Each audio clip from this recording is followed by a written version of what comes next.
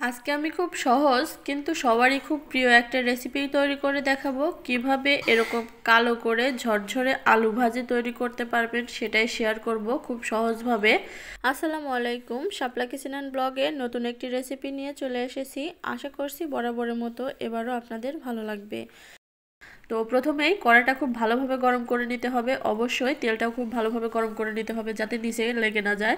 এখন আমি এরকম কুচি করে খোসাসহ আলুটা কেটে রেখেছিলাম। অবশ্যই এই আলুটা কিন্তু বটি দিয়েই কাটতে হবে, গ্রেটার দিয়ে কাটলে অনেক সময়টা পাতলা হয়ে যায় আর ভাজার সময় দেখা যায় ভেঙে যায়। এখন পরিমাণ মতো পেঁয়াজ কুচি আর দিয়ে দিচ্ছি মরিচ কুচি, পরিমাণ মতো দিয়ে দিচ্ছি লবণ এবং হলুদ। এখন হাই হিটে রেখে নাড়াচাড়া করতে হবে, মিডিয়াম টু হাই হিটে রেখে। কখনোই কিন্তু লো হিটে রেখে এই আলুটা ভাজা যাবে না। লো হিটে রাখলে পানিটা ছেড়ে দেবে আর আলুটা বেশি সিদ্ধ হয়ে আলুটা কিন্তু মাঝখান থেকে ভেঙে গলে যাবে। তাই এরকম লম্বা লম্বা করে কিন্তু ঝরঝরে কালো হবে এরকম টিপস আপনাদের সাথে শেয়ার করব, না টেনে সম্পূর্ণ কিন্তু দেখতে থাকুন। একেবারে চুলার কাছে বসে থেকে কিন্তু এই রান্নাটা করতে হবে, বাহিরে চলে গেলে হবে না, তাহলে নিচটাতে পোড়া লেগে যাবে।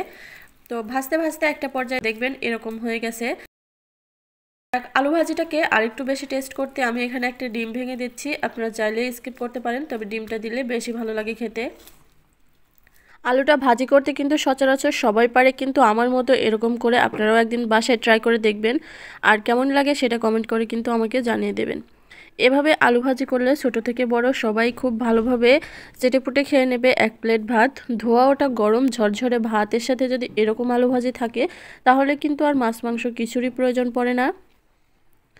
তো এই যে দেখুন ভাজতে ভাজতে আলুটা আমার কতটা ঝরঝরে হয়ে গেছে, আর এ পর্যায়ে কিন্তু দেখবেন আপনারা তেলটা ছেড়ে দিয়েছে, একেবারে ঝরঝরে হয়ে গেছে আর কড়ার সাথে লেগেও যাচ্ছে না।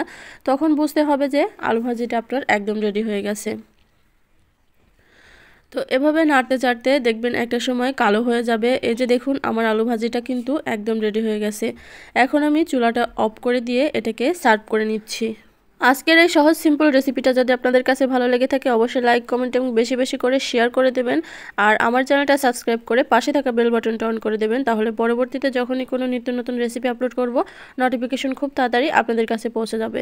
তো আজকের মতো এখানে বিদায় নিচ্ছি, সবাই ভালো থাকবেন, আল্লাহ হাফেজ।